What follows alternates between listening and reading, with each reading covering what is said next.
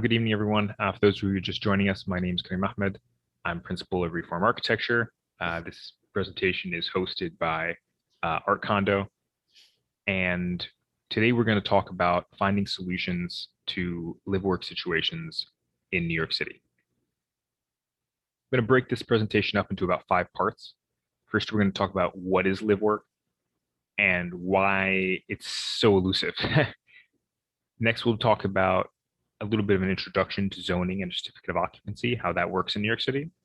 If you were here during our previous talk about townhome renovations, you might remember some of that. There'll be a lot of overlap. Then we'll talk about specifically different types of live work options. We'll move to 2 flowcharts I made, which will help you identify what live work option is probably best for you. And then we'll do a short review at the end with a question and answer session. Jumping right into things. So what is live work? In New York City, live work can first divide into both live work buildings and live work units. There are live work buildings which have a mixture of residential and non-residential uses in a single building. Then there are single units which have a mixture of living and residential and non-residential uses in the same unit. So far, pretty clear. But why are there so few options for this? Actually, a trick question. There are actually a lot of different options, and there are many properties which can accommodate live work, but the types of live work that are possible in each of the live work options are limited and particular. And so a lot of this presentation is going to be thinking about which one of these live work options is most suitable for you.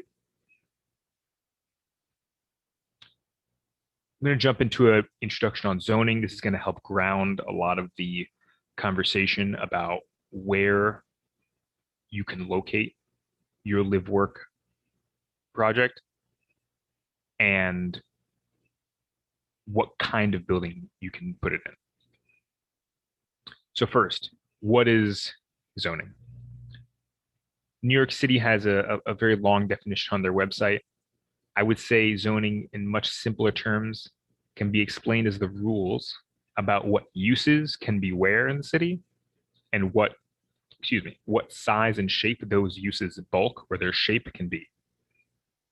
So really, what can go where and what can it look like? There's 3 major types of zoning districts in New York City. In addition to that, there's special zoning districts and there's zoning overlays. The first most common type of zoning district is residential zoning. It's written as an R with a number, and it's followed with a letter and or a number suffix. So we'll have R2, R5, you might have R6A or something like that. Sometimes it could even be, excuse me, a letter and a number. That's not uncommon. Next, we have commercial zone. These are written with a C and then a number, sometimes with the letter or number suffix. For instance, C1-6, C3, etc. Then we have our manufacturing districts. These are written as M with a number and always with a number suffix. So M-1, M2-3. Then we have zoning overlays. We'll see those in the map on the next slide. Those are typically commercial zoning overlays, and they're written in the form C, a number with a number suffix. In addition to our zoning overlays, we have special zoning districts. There are over 70 special zoning districts in New York City.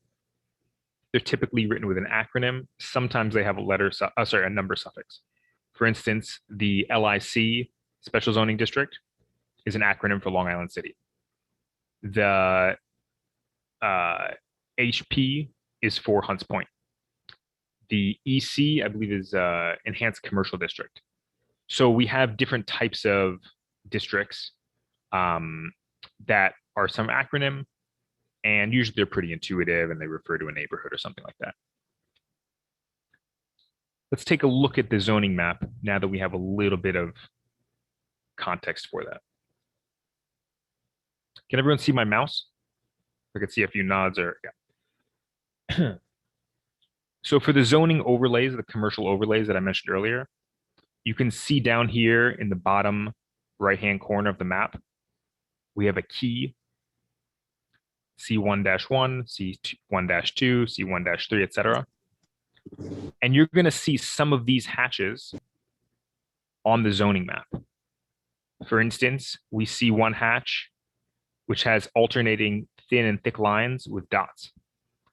We go down to our zoning map, I'm sorry, to our key, and we'll see that's a C2-3 overlay right over here. We see there's another hatch with alternating thin and thick lines, no dots. That's going to be our C1-3 commercial zoning overlay. The big letters with the thick lines around them refer to the larger districts. Here we have an M1-1. Here we have a border with an M1-2, another border to an M3-1. You'll see there's a lot of variety.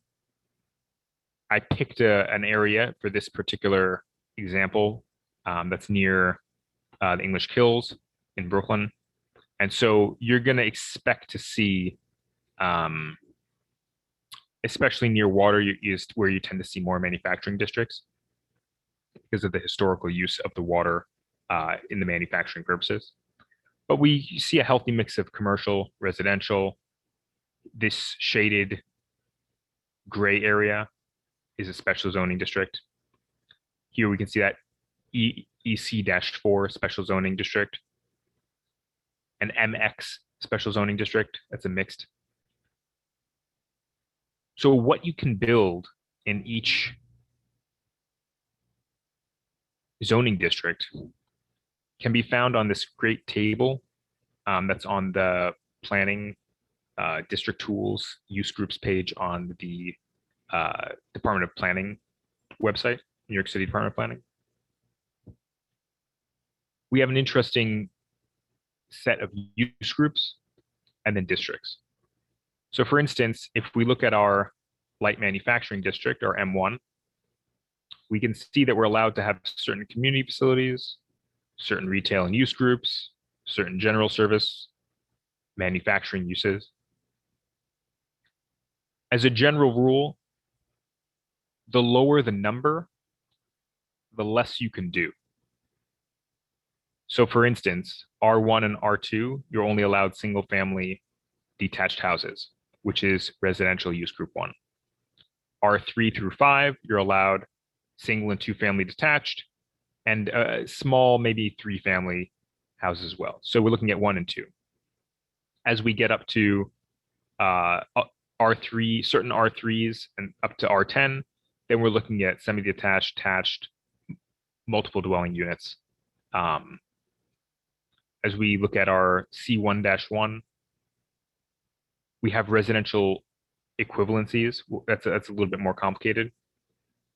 But looking at the commercial uses, which is what most commercial districts will be using their commercial zoning for, we see a C1 allows two types of commercial uses. A C2 allows much more. C6 allows even more. C8 allows just about any commercial use and some general service, which is like very, very light manufacturing. Manufacturing uses, you'll see, can allow just about anything.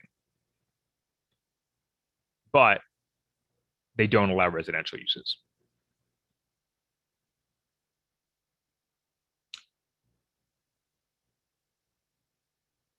Once you apply to make a building or to build a new building or to do a renovation or conversion, you'll be issued something called a certificate of occupancy.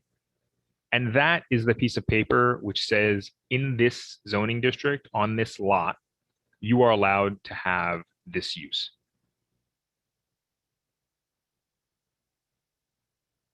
A lot of buildings in New York City, that especially buildings that are older, have something called a grandfathered certificate of occupancy. What this means is that there is an existing certificate of occupancy on file, which allows you to do something that would otherwise not be allowed in that zoning district. For instance, we just discussed that in a manufacturing district, you don't have residential uses, but that's applying to making a residential use today. If there's already a residential use, no one can stop you from continuing to use that residential use as long as you have the proper documentation. It can also help you if you want to convert some of your building to a manufacturing use, but keep some of it as residential. That gets a little more complicated when we talk about mixed use buildings. And what if there's no certificate of occupancy on file? There are often other alternatives, such as letters of no objection, HPD records, tax records, and iCards, which can help prove what the building was used for in the past. But a certificate of occupancy is kind of the gold standard for modern documentation. That was all to serve as reference that I'm going to go back and be referring to in our solutions to LiveWork. Now we're going to jump into the 5 options and the special 6th solutions to LiveWork. This is confusing. I'm going to break it down 1 through 5 and then our illegal options. Strong disclaimer, I just want to be 100% clear. I am not encouraging anyone to pursue an illegal option, but it's important that you be able to recognize an illegal option in case you are ever presented by an unscrupulous landlord or the like. Let's start with a mixed-use building. So a mixed-use building is a building that we described earlier, which has more than one type of use in that single building. So for instance, on our chart, you saw that there were some commercial districts that allowed residential uses and a commercial use, or community facility use and a residential use. That would be considered a mixed use building. There may also be a grandfathered mixed use building. So you may have a commercial unit under a residential unit in a district that is now residential, where you would no longer be able to do that. So a mixed use building, simply put, you have one on top of the other. The next 4 options are LiveWork options within a single unit. And that's an important distinction. And our last, I'm going to talk a little bit about illegal options for LiveWork, which I think everybody should be recognized. And I'm going to give a strong disclaimer to please not take part in that. So first up is mixed use buildings. These I'm sure you've seen all over New York City. Parts of floors or floors have different uses within the same building. The most common that you'll see is on sort of commercial streets in mid-density outer boroughs. You'll see a first floor, ground floor, which is a commercial use. Could be a salon, could be a store, a repair shop, something of the like. Here I have a snippet of Bushwick Avenue in Brooklyn. And if you look at this little snapshot that I took from the Oasis website, the yellow background is a residential district on this website. And you can see this hatch that that the website is displaying. That's the commercial overlay. If you see my mouse is in the bottom right-hand corner, you can see the primary zoning here is listed as R7A. And then we have a commercial overlay of a C2-4. And that's allowing you to have that commercial use. And on top of it, you have this residential use.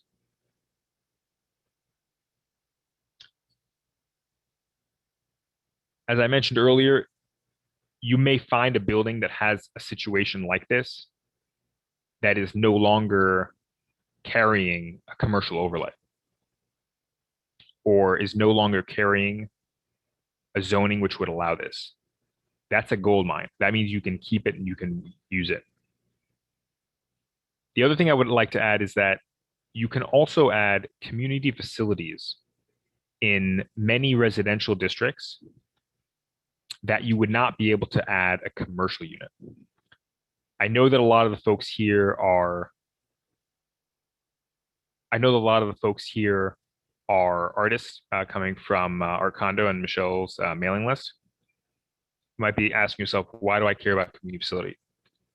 Certain community facilities may allow you to have a type of practice or a means of earning which are not the most conventional, but could be very applicable. So certain types of schools are considered a community facility. So for instance, if you wanted to have, and there's restrictions, limitations to this, but if you had a certain type of art school, for instance, you may be able to file that as community facility. If you had certain types of, for instance, art therapy, and you had a degree and you had a certification as a therapist, medical uses can be filed as community facilities. So there may be creative ways to file a community facility in a residential district. Definitely consult a architect, zoning expert about this before purchasing a property, because there are a lot of intricacies to this. Next, Next, we're going to move to loft laws. Excuse me. Loft laws are probably the most iconic LiveWork. A lot of people refer to lofts interchangeably with a LiveWork space. Lofts are a legal term in New York. Loft laws were created to protect tenants who were illegally rented commercial units as residences. The city and state were not happy about this, and they wanted to apply residential codes to some of these units because people were living in them. And so they had to slap on a new designation called interim multiple dwellings to basically force buildings that were full of lofts to make them comply with a lot of the multiple dwelling laws. They also added other protections such as unfair rent increases, protections from eviction, and there are also minimum areas associated with loft laws, and they have those have changed over time. But I want everybody to pay attention to this minimum area because this is the first of the 4 LiveWork unit types, and all of the LiveWork unit types do have restrictions to their sizes. Some of them are minimums, some of them are maximums. But that's very important to pay attention to.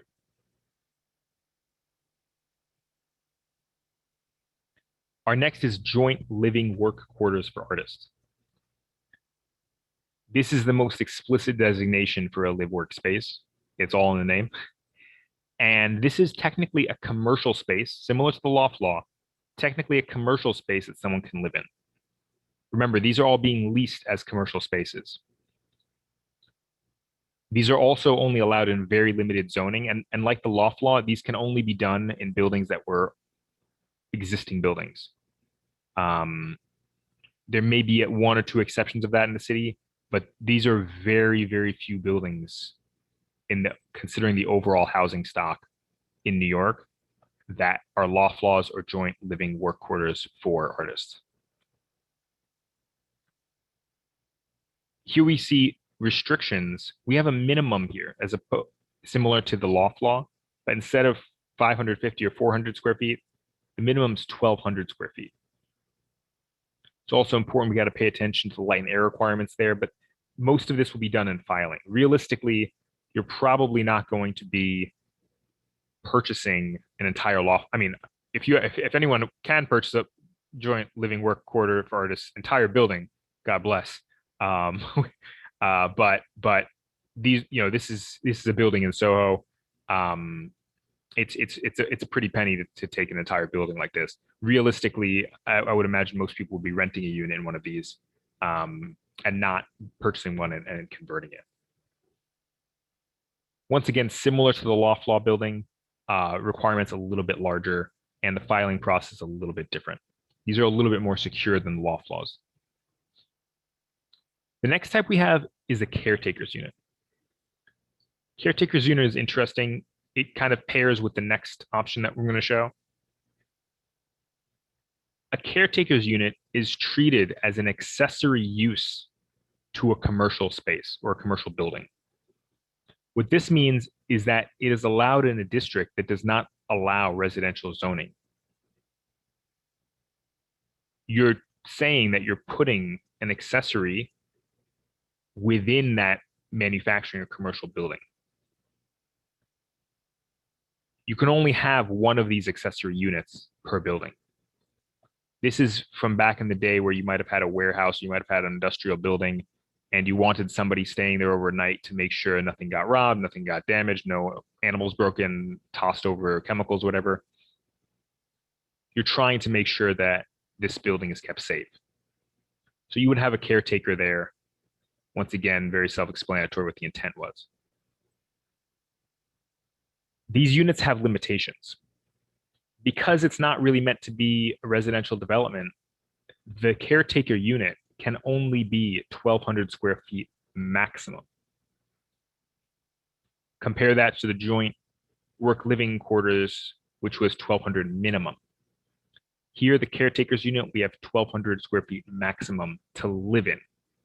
The size of the residential building, of the commercial or manufacturing use, that can be as big or small as you want. But the residential unit has that limit. There's a legal side for the lease structure that needs to be maintained. And once again, in addition to the limitation on the number of units, we're talking about a one-family residence maximum. Our next and our last unit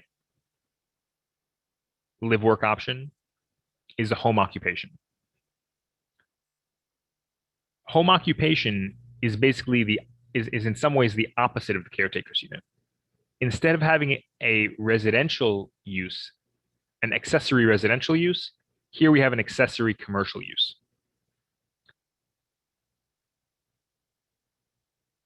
The home occupation, as I was mentioning earlier, it's a little bit deceptive that we think of live work options as sparse, because actually live work options, almost any residential use or residential unit can have a home occupation.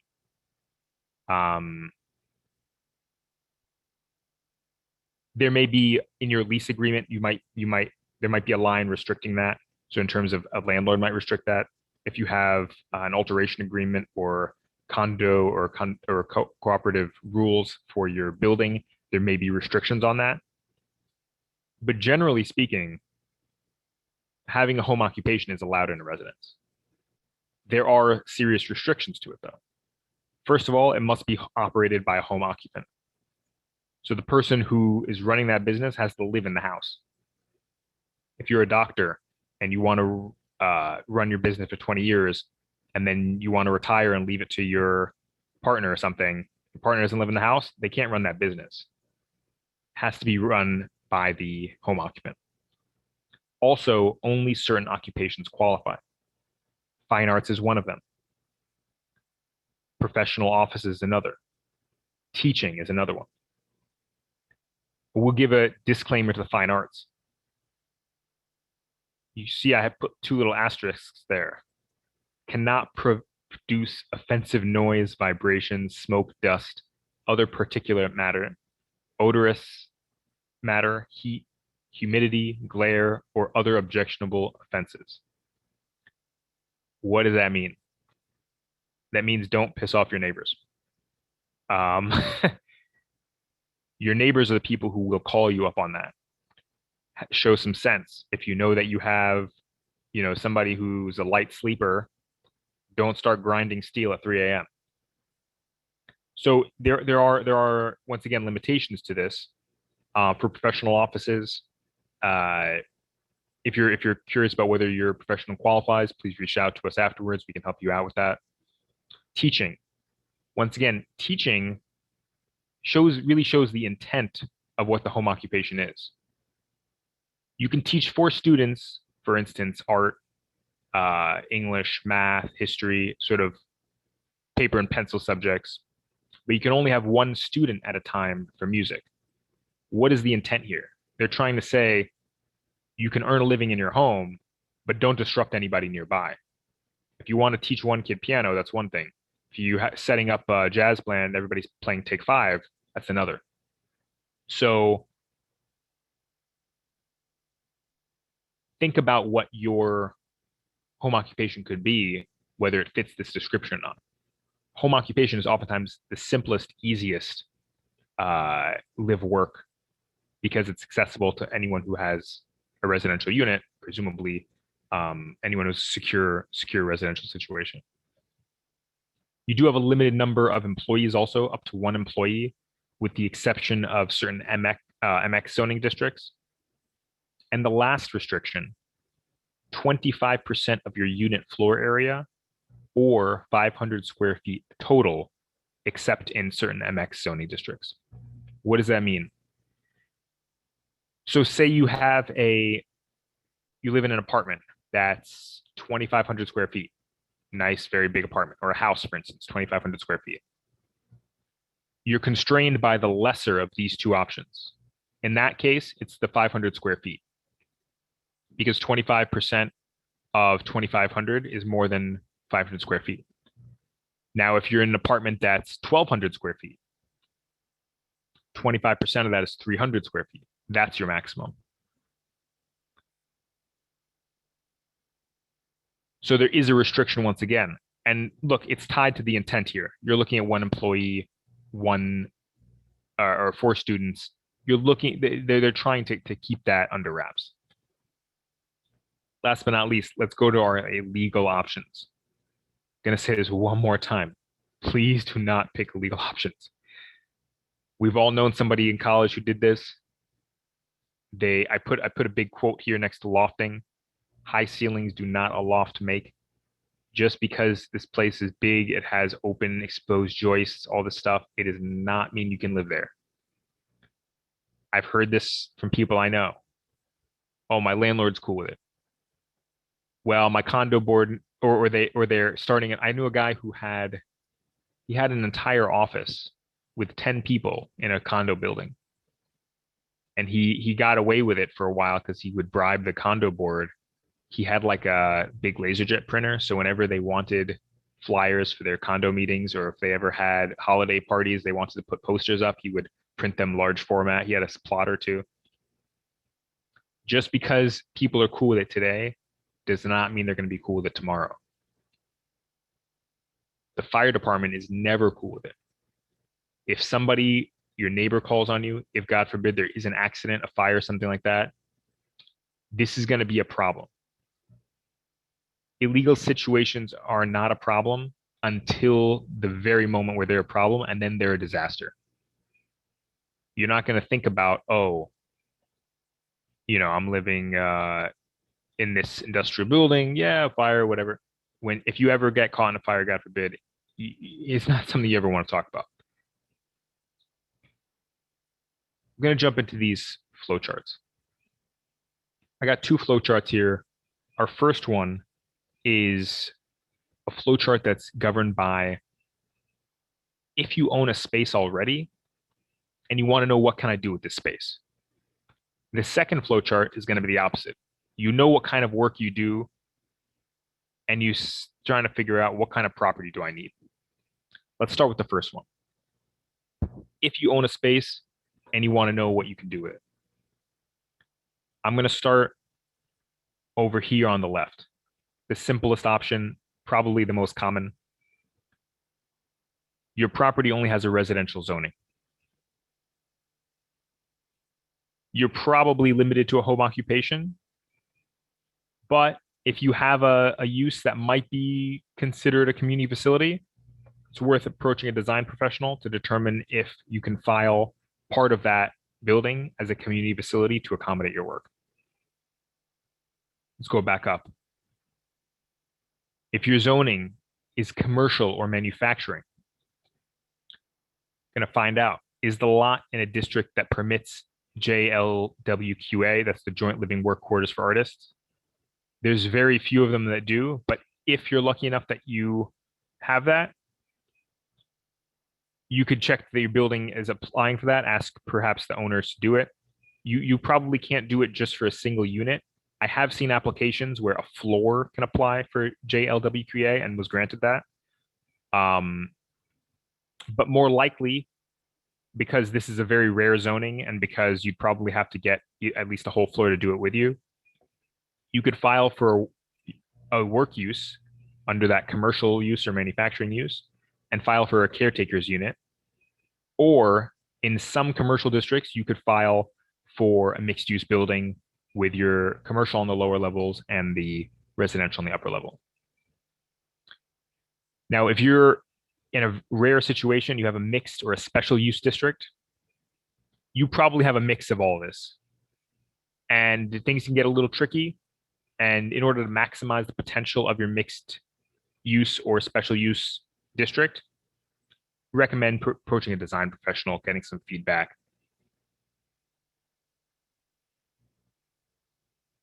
Our next chart. If you have a strong idea of what kind of work you do, and you're maybe in the market for shopping for a property, looking at buying a property or a piece of land here. First question to ask, keep it simple. Does your work function as a home occupation? And that's both type and size. So not only, oh, I do fine arts, that's going to work, but is 500 square foot really enough for you? If so, the easiest option is going to be for you to find a residence where you can use up to 25% or 500 square feet and set up as a home occupation. I would add, because we have had this question, there are a lot of artists who like a high ceiling. They make work that's very tall. That 500 square feet can be 20 feet ceilings if you want. If you make very high, tall work, or for instance, you're trying to set up a music studio and you need height, or you need a lot of thickness and therefore you need the height or the thickness of the wall, you can work that in. If you do things, speak to a design professional, but there's a potential that height shouldn't be an issue. Area is not tied to height necessarily. Going back to this, if it does not work as a home occupation, what is your ratio of work space to living space? If you need much more workspace, you're going to find a commercial or a manufacturing zoning for the workspace and file a caretaker's unit. If you think this might change over time, maybe you have, a couple of children who are growing up, but you anticipate 5 or 10 years, you're going to be switching it up once they leave the nest. It's understandable. Find a residential district with a commercial overlay, a special zoning district, or perhaps a grandfathered mixed-use building. If you're asking yourself, what's the difference between my workspace and my living space? I don't have those boundaries. You'll want to find a joint living work quarters for artists or a building that still complies with the loft law. Okay, in review. Let's talk about this pretty seriously and think for yourself here. I know we just listened to this whole presentation, but you need to ask yourself, do you want or need a live workspace? And if so, why? Is this a pandemic decision? Is this driven particularly by the last 12 months? And it's something that you're actually going to go back to your lifestyle, and you shouldn't be doing a big construction project on your home when you think that you're going to be going back to something else later. Or are you going to have a change of lifestyle? You like being at home, you like spending more time with your family, etc. And you want to embrace this lifestyle that you've started doing in the last 12 months. And now it's time to do it formally, do it seriously. Think about the pros and cons of having your living space and working space combined. For many of us who have been doing a lot of work from home, I'm sure that personally, a little tension, one person in your family is being a little loud, you're trying to make a phone call, you're trying to do a Zoom meeting. What are the boundaries that you want to set? Be honest with yourselves before you approach a broker to purchase a property, before you approach design professionals, or have that conversation with them. That should be something that you should have a good talk about and be clear with yourself and everyone you're working with before you start searching for property, designing a property in earnest.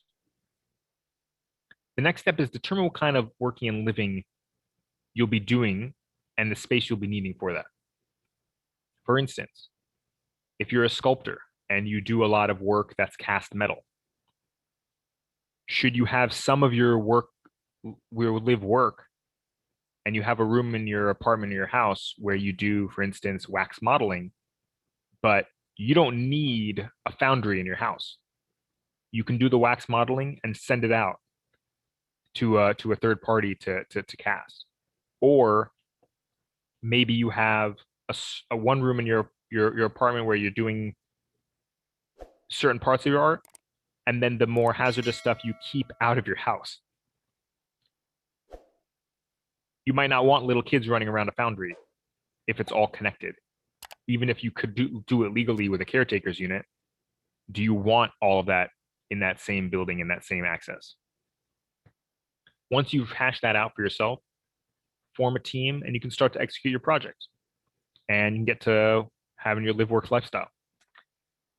Thank you very much for tuning in.